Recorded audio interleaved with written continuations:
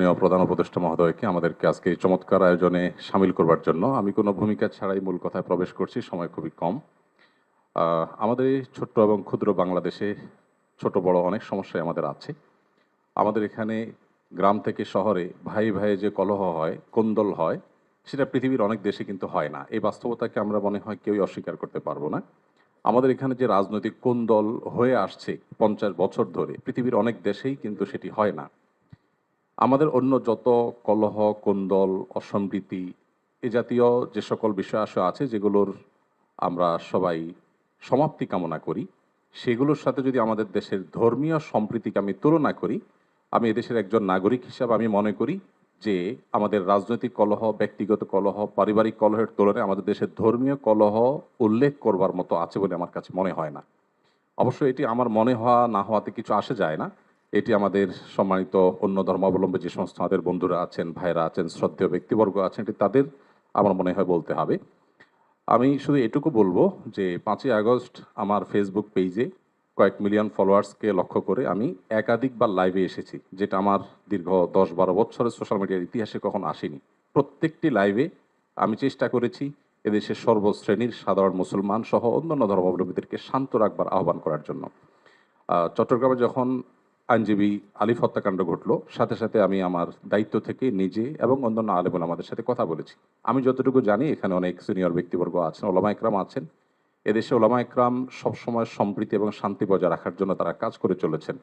এবং আমার জানা মতে ওলামা একরাম রিনাউন্ড কোনো আলেম কখনো অন্য ধর্মাবলম্বীদের কোনো প্রকার শান্তি বিঘ্ন সৃষ্টি করার মতো কোনো কাজ, কোনো আহ্বান, কোনো উদ্যোগ তারা কখনো নিয়েছেন বলে আমার জানা নেই। পৃথিবীর অনেক দেশে যারা আমাদেরকে সকাল বিকাল নসিহত করেন, আমি তাদের প্রতি শ্রদ্ধা রেখে বলছি, সেখানে যেরকম আমরা দেখি দলে দলে মানুষ গিয়ে বিভিন্ন ধর্মাবলম্বীদের উপাসনালয়ে হামলা করে, আমাদের দেশে বিচ্ছিন্ন ঘটনা ঘটে না আমি তা বলবো না, তবে রিনাউন্ড ওলামা একরাম অত্যন্ত দায়িত্বশীল এবং দায়িত্বশীলতার পরিচয় তারা দিয়ে থাকেন। আমার মনে হয় এই জিনিসটা আমাদের অব্যাহত গতিতে এগিয়ে নিয়ে যেতে হবে।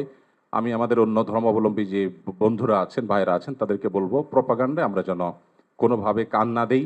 আপনারা যদি কখনো সমস্যা বোধ করেন, আমি ব্যক্তিগতভাবে বলতে পারি আমার কথা। 5ই আগস্টে একটি হিন্দু পরিবার একজন মেজরের মাধ্যমে আমার সাথে যোগাযোগ করেছিলেন। আমি আমার সাধ্য অনুযায়ী তাদের নিরাপত্তার জন্য আমাদের যে সমস্ত ভাই বন্ধু আছে তাদের দিয়ে খুলনার একটি জায়গায় আমি ব্যবস্থা করেছি। আমার মনে হয় বাংলাদেশের যত বড় মাদ্রাসা আছে এখানে সব নেতৃত্বশীল ওলামা একরাম আছেন। আপনারা যদি কখনো কোনো মাদ্রাসায় গিয়ে বলেন যে আমাদের নিরাপত্তা বোধহয় আমরা ভয়ের মধ্যে আছি, নিরাপত্তাজনিত শঙ্কায় আছি, আমার মনে হয় আমাদের আইনশৃঙ্খলা রক্ষাকারী বাহিনী যেরকম আপনাদের পাশে দাঁড়াবে, ওলামা একরাম তাতে ন্যূনতম কার্পণ্য করবে না। যেভাবে পুজোর সময় মাদ্রাসার ছেলেরা মন্দিরগুলোকে পাহারা দিয়েছে, আমার মনে হয় পৃথিবীতে এটা বিরল একটা দৃষ্টান্ত এবং এটি কিন্তু আমাদেরকে আশা জাগায়। আমি আশা করব যে আমরা কোনো প্রপাগান্ডায় পা দেব না এবং আমরা মিলেমিশে আমাদের প্রিয় স্বদেশকে গড়ে তুলব। আমরা যে যে ধর্মে বিশ্বাসী হই না কেন, প্রিয় স্বদেশটা আমাদের সকলের। আমাদের স্বদেশে কোনো কালিমা লাগুক আমরা চাই না।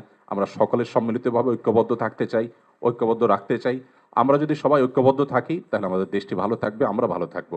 আমি আশা করছি আমাদের ঐক্যে কেউ চির ধরাতে পারবে না এবং এক্ষেত্রে আমাদের সীসাডালা প্রাচীরের মতো চলতে হবে।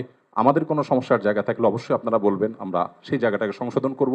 কিন্তু আমরা আমাদের প্রিয় স্বদেশকে সমৃদ্ধ দেখতে চাই, মাথা উঁচু করে দাঁড়াতে পারে সেরকম দেখতে চাই। আমাদের তরুণরা আমাদেরকে যে নতুন বাংলাদেশ এনে দিয়েছেন, স্যারের নেতৃত্বে যে নতুন বাংলাদেশ এগিয়ে যাচ্ছে, এই অগ্রযাত্রাকে কোনো শক্তি যেন থামাতে না পারে। আমার মনে হয় ধর্ম বর্ণ নির্বিশেষে আমাদের প্রত্যেকেরই ঐক্যবদ্ধ থাকার, ঐক্যের শপথ নেওয়ার সময় এখন সবচেয়ে গুরুত্বপূর্ণ।